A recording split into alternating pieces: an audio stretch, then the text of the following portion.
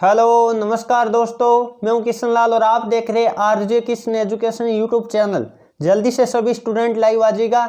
जैसा कि शाम के 8:30 बजे वाली हमारी लाइव क्लास का टाइम हो चुका है। आज हम बात करने वाले इंडियन आर्मी के हिस्ट्री, यानी हम बात कर लेते इतिहास के टॉप 20 क्वेश्चनों का आपका मॉक टेस्ट लगाने वाले है, जो कि सारे के सारे क्वेश्चन आज की क्लास में इंक्लूड किए गए, वो प्रीवियस ईयर के पेपरों से उठाए गए। तो क्लास बहुत ही जबरदस्त होने वाली है, क्योंकि जो हार्ड क्वेश्चन भी इतिहास से जो क्वेश्चन आ रखे वो भी मैंने इंक्लूड किए। लगभग 4 या 5 क्वेश्चन हार्ड भी है, बाकी 15 क्वेश्चन एवरेज है। तो सभी विद्यार्थियों को ईमानदारी से आज का 20 प्रश्नों का टेस्ट लगाना है और अंत में सभी विद्यार्थियों को कमेंट करके बताना आपके कितने क्वेश्चन राइट होते हैं। 17 प्लस का आप सभी विद्यार्थियों को टारगेट लेके चलना है। भले आप army, GD, tradesman, technical, NA, SKT किसी भी इंडियन आर्मी की ट्रेड की तैयारी कर रहे हो तो ये क्लास आपके लिए बहुत ही शानदार साबित होने वाली है। चलिए दोस्तों, बिना देरी के सेशन की शुरुआत करते हैं। इससे पहले जो विद्यार्थी आज पहली बार हमारे चैनल पर विजिट किए, चैनल को सब्सक्राइब करके बेल आइकन ऑन कर लीजिएगा, ताकि इंडियन आर्मी के लिए जब भी हम लाइव क्लास ले तो आपके पास नोटिफिकेशन आ जाए। चलिए बिना देरी के फर्स्ट क्वेश्चन आपके सामने लेते हैं।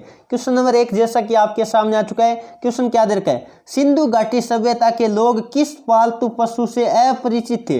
अपरिचित का मतलब वो जानते नहीं थे। जिस पालतू पशु की बात करें तो ऑप्शन जल्दी से बताने की कोशिश करिएगा। बिल्कुल जो ऑप्शन नंबर डी की तरफ जा रहे हैं, घोड़ा। आपको पता होगा सिंधु घाटी सभ्यता के लोग घोड़ा से क्या थे? अपरिचित थे। और एक क्वेश्चन बनता है, सिंधु घाटी सभ्यता के लोग किस धातु से अपरिचित थे? तो लोहा के बारे में वो नहीं जानते थे। यह सभी विद्यार्थियों को पता होना चाहिए। और आपको पता होगा मानव द्वारा खोजा गया प्रथम धातु की बात करें तो वो तांबा है। सभी विद्यार्थियों को नोट कर लेना है, कई बार पेपर में आ चुका है कि मानव द्वारा अपनाया गया प्रथम धातु कौन सा है, तो वो तांबा है। चलिए दोस्तों आगे बढ़े, अगला क्वेश्चन और बात कर लेते हैं। 2 नंबर आपके सामने आ चुका है। जल्दी से सभी विद्यार्थी लाइव चैट में जवाब देने की कोशिश करेगा। गीता है, गीता आपको पता है क्या ऑप्शन दे रखा है? वेद है, या स्वतंत्र महाकाव्य है, या रामायण का एक भाग है, या महाभारत का एक भाग है? तो आपको पता होगा गीता, जो कि आपको पता है बिल्कुल जो ऑप्शन नंबर डी की तरफ जा रहे हैं, महाभारत का एक भाग है, बिल्कुल उनका उत्तर सही है। और कई बार आपने देखा होगा पेपर में क्वेश्चन आ जाता है, गीता की रचना किसने की थी?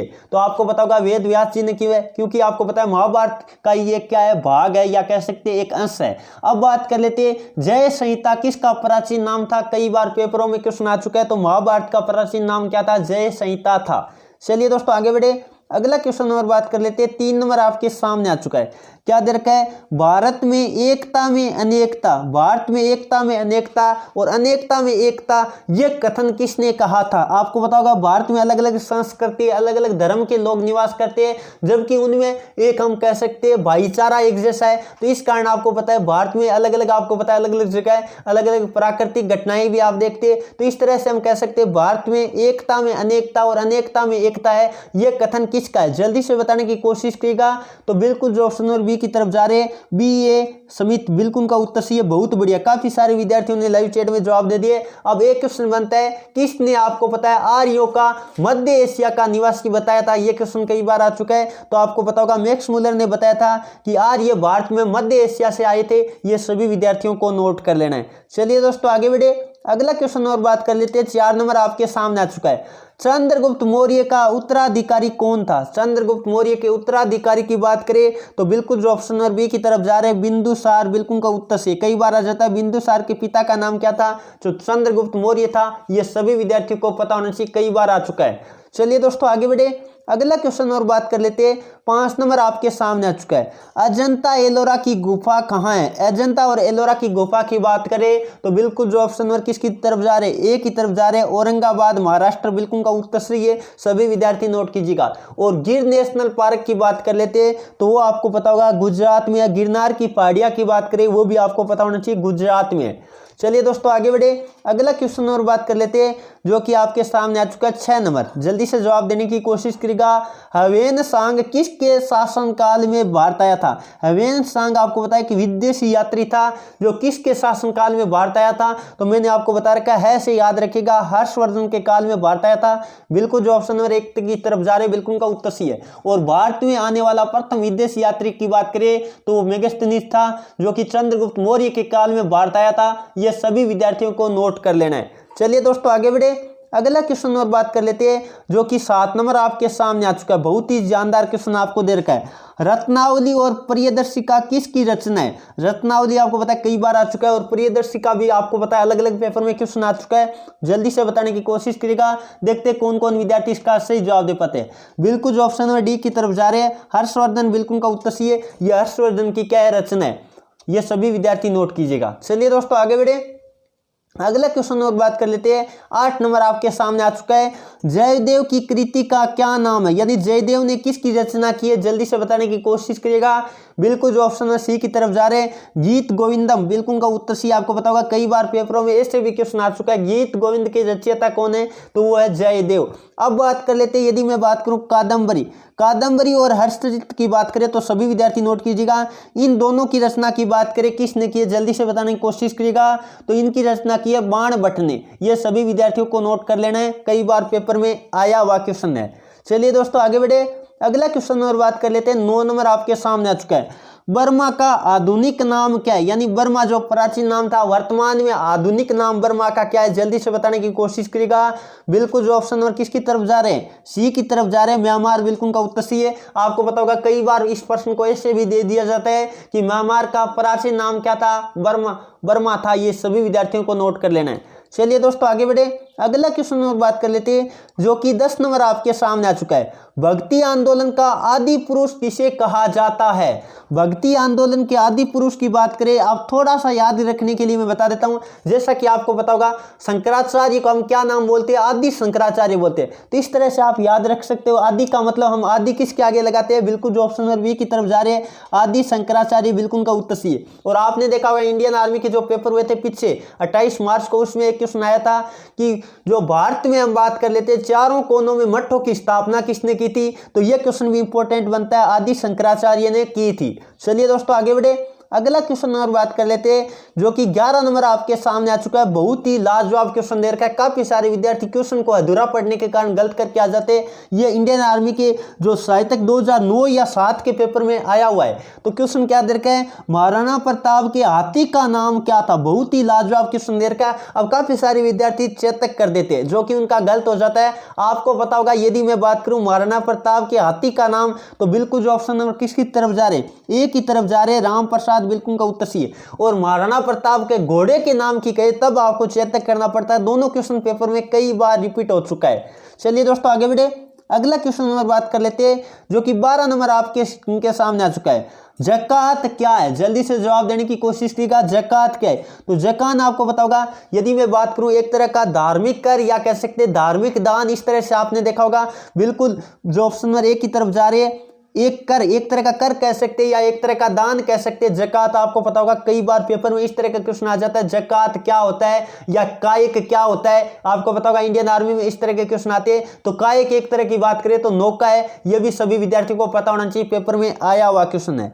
चलिए दोस्तों आगे बढ़े, अगला क्वेश्चन और बात कर लेते हैं। 13 नंबर आपके सामने आ चुका है। दिल्ली के लाल किले का निर्माण किसने करवाया था? एक क्वेश्चन तो ऐसे बनता है, लाल किला कहाँ है? तो नई दिल्ली में है। इसका निर्माण किसने करवाया था? जल्दी से बताने की कोशिश करिएगा। देखते हैं कौन कौन स्टूडेंट इसका सही जवाब दे पाते हैं। बिल्कुल जो ऑप्शन नंबर बी की तरफ जा रहे हैं, शाहजहां बिल्कुल का उत्तर सही है। चलिए दोस्तों आगे बढ़े, अगला क्वेश्चन और बात कर लेते हैं। 14 नंबर आपके सामने आ चुका है जो कि हाल ही में जो आपको पता है 2020-21 में पेपर हुए थे, उनमें 2-3 पेपरों में ये क्वेश्चन रिपीट हो चुका था। और काफी सारे क्वेश्चनों, यह क्वेश्चन आपको पता है कई सारे विद्यार्थियों को नया लग रहा है, लेकिन ये आपको पता है 28 मार्च को भी साहित्यक आया था। 1 नवंबर वाले एक पेपर में भी ये क्वेश्चन रिपीट हो रखा था। क्या दे रखा है? द्वितीय आंग्ल मैसूर युद्ध के बाद कौन सी संधि हुई थी? बहुत ही लाजवाब क्वेश्चन आपको दे रखा है। क्या दे रखा है? द्वितीय आंग्ल मैसूर युद्ध हुआ था, उसके हम बात कर लेते हैं बाद कौन सी संधि हुई थी?